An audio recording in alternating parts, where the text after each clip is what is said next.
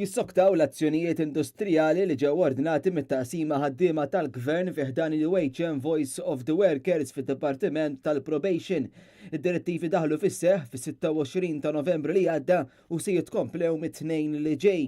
Fis-tqarrija ntqal li t-taqsima saħħet din id-deċiżjoni minħabba d-dewmien esaġerat min-naħa tal-amministrazzjoni kif ukoll min-naħa tal-Industrial Relations Unit l-IRU sabiex id-dokument dwar il-ftehim kollettiv jiġi konkluż.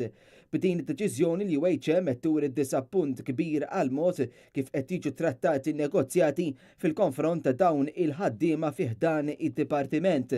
Fl-istess tqarrija ntqal li fid-dawl ta' dan kollu u wara li sar kull tentattiv sabiex din is-sitwazzjoni tiġi solvuta madwar il-mejda tan-negozjati, l-amministrazzjoni ma ħallit l-ebda triq oħra lil din it-taqsima ħlif li tordna azzjonijiet industrijali.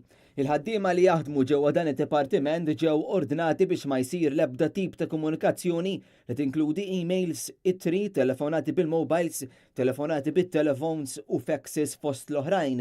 Dan apparti li ma jsirux aktar minn 5 każi mis-senior probation officers, ma jsirux aktar minn 15-il każ mill-probation officers u dawk il-ħaddiema li qegħdin fuq ir-reduced hours jaħdmu ammont ta' każijiet bi prorata. It-taqsima ma teskludix li tħarraġ dawn l-azzjonijiet kemm il-darba ma tingħatax l-attenzjoni meħtieġa lil din is-sitwazzjoni u l-amministrazzjoni ddum ma tiġi bid-dokument konkluż.